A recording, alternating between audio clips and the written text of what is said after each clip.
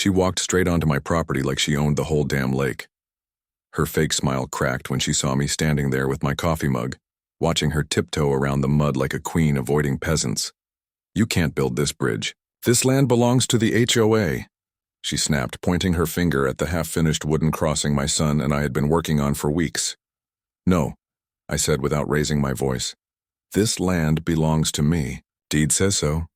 Want me to show you again?" Karen didn't blink. She pulled a folded piece of paper from her purse like it was a badge. "This is an HOA violation. You're trespassing on protected land. Remove the bridge by tomorrow or face legal action." I stared at her, stunned. "Ma'am, that bridge is on my shoreline. I've owned this lot for 17 years. I built this dock before your HOA even existed." She smiled, sharp like a blade. "That may be true, but now we manage the lake, and everything connected to it, including that." She pointed at the water. The water my bridge touched. That's when I realized what she was doing. She wasn't just after the bridge. She wanted the lakefront itself. 2 days later, I came home to yellow tape across my dock, a big red sticker on my porch that read, "Unauthorized structure, immediate removal ordered by HOA," and a voicemail from a so-called HOA enforcement officer threatening a $2,000 a day fine. But the best part? They brought their own contractors and tore the bridge down while I was at work. My son cried when he saw the mess.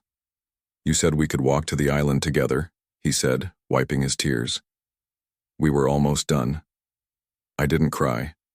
I just took a deep breath and made a phone call. Because what Karen didn't know was that I wasn't just some guy building a bridge. I was the original surveyor for the lake development project 15 years ago.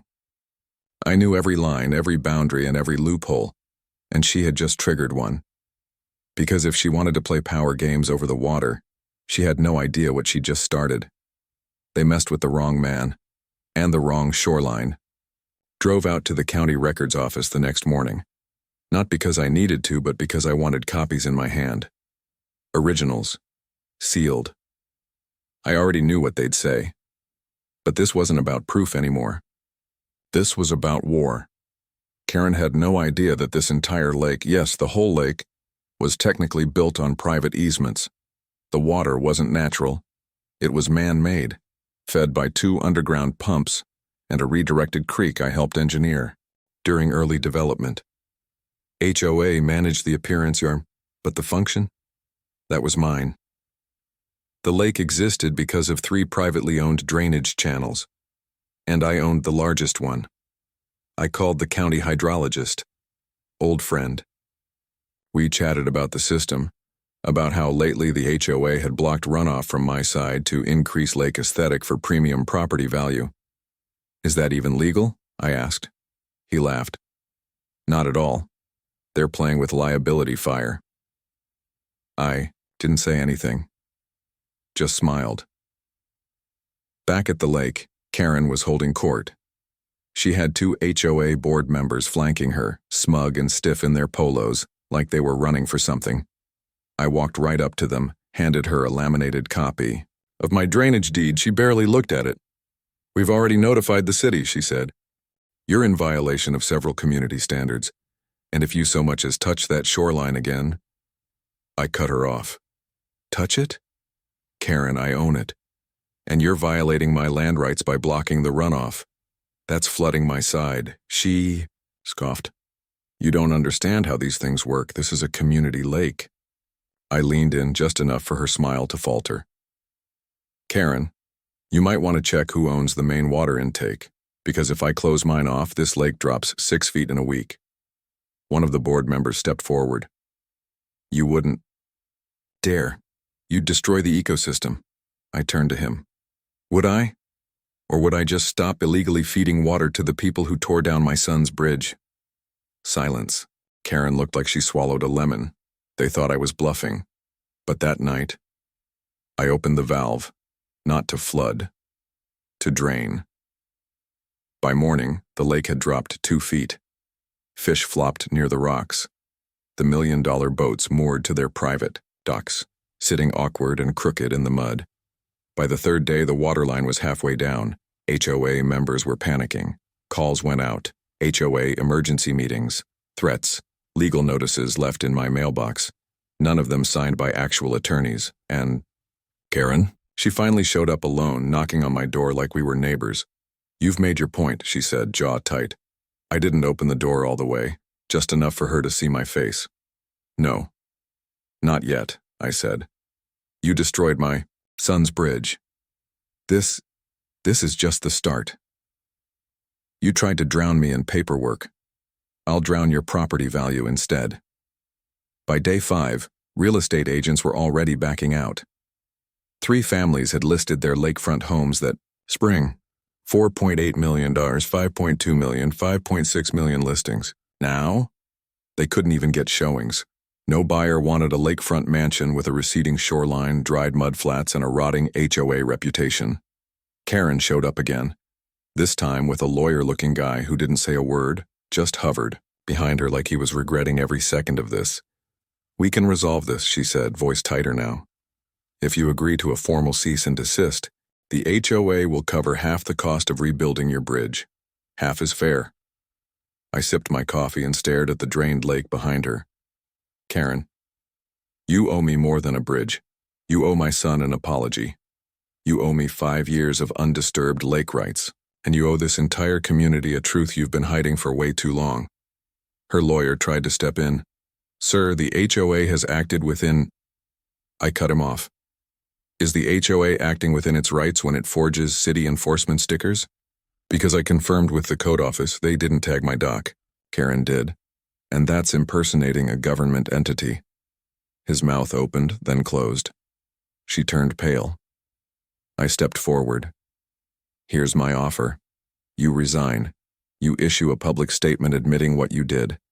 And the HOA signs overall. Water maintenance back to the original easement owners. You have 3 days. And if we don't? She whispered.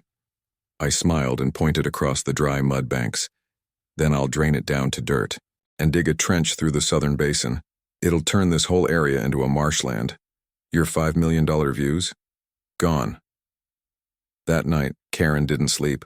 I know because at 2 a.m., I saw her walking by the edge of the shrinking lake with her flashlight, her perfect community, slipping through her hands. But what she didn't know was that the real twist hadn't even happened yet. Because while they were panicking about the water, I was working on something else. Security footage. The camera I had hidden inside the dock light. It recorded her, clear as day, tearing down my son's bridge, laughing with one of her HOA goons. She'd called it satisfying while snapping the last plank. That footage was now in the hands of a lawyer friend of mine. A real one.